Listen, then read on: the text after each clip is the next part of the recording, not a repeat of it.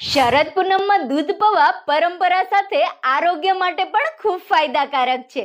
દૂધ અને ચોખાના પૌવાને પલાળવામાં આવે છે, તેમાં સાકર અથવા તો ગોળ નાખવામાં આવે છે. સૂકો મેવો બદામ, કાજુ, પિસ્તા, એલચી, જાયફળ અને સ્વાદ વધારવા માટે કેસર પણ નાખવામાં આવે છે.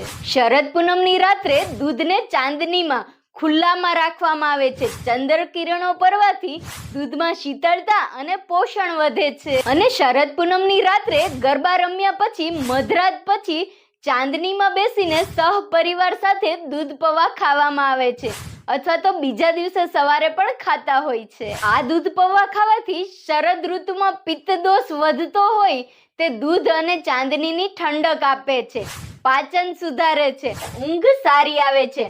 ચાંદનીમાં રહેલું દૂધ મનને શાંત કરે છે. આ સિવાય શરીરમાં ગરમી ઘટાડે છે, ત્વચામાં નવી ચમક આપે છે, હાર્ટ હેલ્થ માટે પણ ફાયદાકારક છે.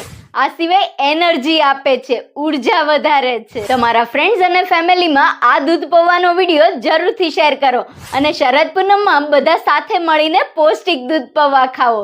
તમે ખાઓ છો કે નહીં કમેન્ટ જરૂરથી કરજો. વિડીયોને લાઈક અને ફોલો કરતા જજો.